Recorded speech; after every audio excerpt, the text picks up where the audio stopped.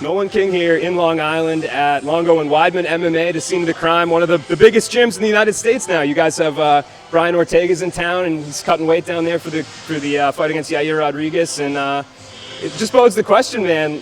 Long Island, UFC's in town, but there's no Long Island fighters on there. Were you hoping to get on this one?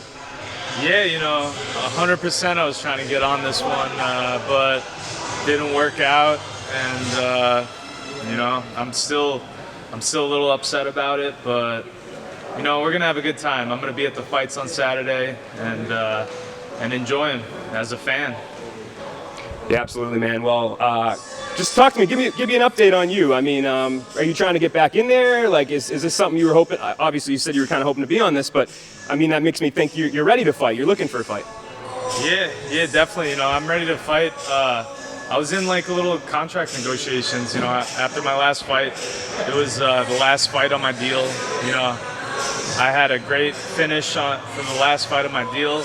I was thinking we were gonna get a new deal for a good amount of money, but it didn't happen. They offered something that I thought that for my 8th UFC fight, I should have been getting a little bit more. So we told them, we think we deserve a little bit more, and then they kind of ghosted us for a little while, and now it's kind of like take it or leave it. And I told them, I'll sign it. I just want to fight. So now I'm just waiting for a fight, waiting to sign something because I'm ready to go. Yeah, you can keep it. So I guess that's the good news is that you're still under contract and they want you back. So is that a rejuvenation at all? Is there any sense of comfort? Like, I've been a good enough fighter where here I am going to extend for a couple more fights at least. Yeah, the way I fight, is always exciting. I think every time I step into that octagon, I put on banger fights. And, the UFC does want to re-sign me, and I will get another fight soon.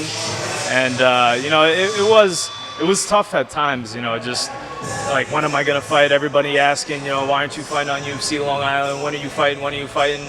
But, I try to just put that all to the side and just enjoy, the moment.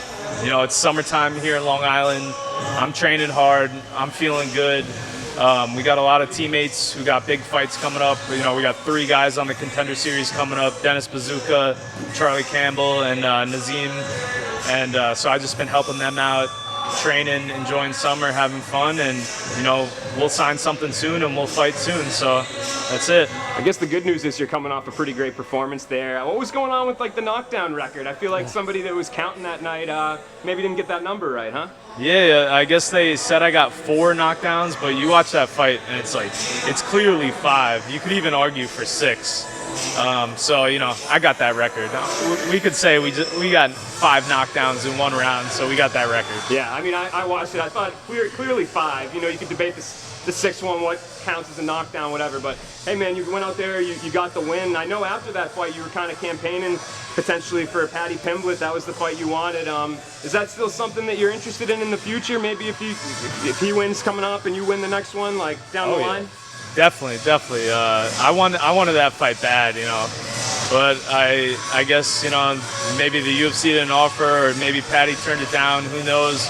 We didn't get the fight. But yeah, I'm rooting for Paddy. I'm hoping Paddy wins. But the monkey guy, Jordan Levitt. Yeah, Jordan Levitt. He's no pushover. So hopefully, Paddy's not unconscious on the ground with Jordan Levitt twerking on his unconscious body. Hopefully not. Hopefully Paddy goes there, gets it done, and then I get a big win, hopefully in like September, and then our paths can cross, hopefully by the end of the year or something. Yeah, and what do you what do you like about that matchup? Is it just his, like, obviously he's got some star power, but he's so early on in his UFC career? Do you feel like it's just maybe not, those two things don't line up, like there's too much hype or something? I have no clue. I think the fight makes perfect sense.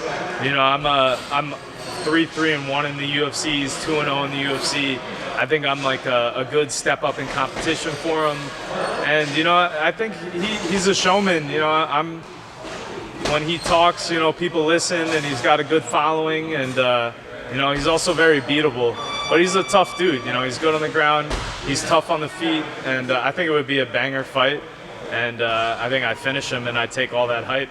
And I know you talked about maybe trying to come back in September. It seems like the UFC is going on Madison Square Garden again in November. Would you hold off for that one, or do you just want to fist fight at this point? See, that's the question that I got to think about, because I always have November like starred on my calendar because they always go to MSG in November.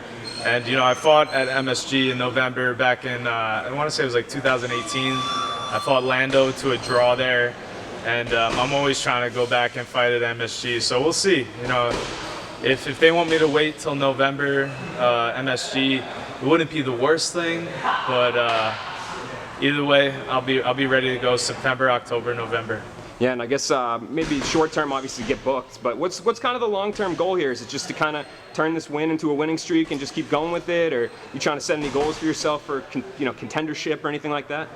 Yeah, it's like win streaks. I just got to keep this win streak going, one fight at a time. I had a big win in January. I'm trying to get another big win and just keep it rolling. I think 3, 4, 5 fight win streak, and I'm up there. I already got a win over Jalen Turner, who's a top 15 guy, so I know I could hang in there. I fought Armin to a hard decision. I know I could hang with those top guys. So it's one fight at a time, and we after every fight we take a step back, reassess, and get back to work. So in the end of the day, we're living the dream. I get to do this every day as a job, and I'm loving it. Yeah, and you mentioned earlier, since we're here, and you mentioned your teammates on Contender Series, what should fans kind of like expect out of those 3 names that you named? Because a lot of people, this will be the first time they see them. Yeah, these guys are good, man. I'm telling you.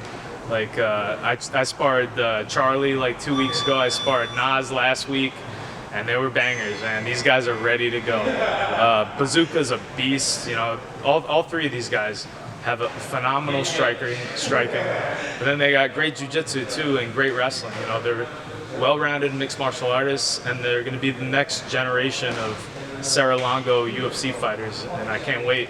Yeah, absolutely. And I guess again about this gym, how did you? Because you didn't always train here full time, right? We were in Florida for a while. Yep. So how did you what is the evolution of you in this in Longo and Weidman? Well, I started at Matt Serra's Serra BJJ. And then I moved down to Tampa. I went to the University of Tampa, and Serra hooked me up with Matt Arroyo down there. And I went to school down there. I was fighting amateur down there. I lived down there for about 7 years, training with Arroyo. Then I would always come home for summers and Christmases and train with Longo, train with Serra. And then about 5 years ago, I moved back home officially and made this my home base. And this is the spot. This is home. Strong Island.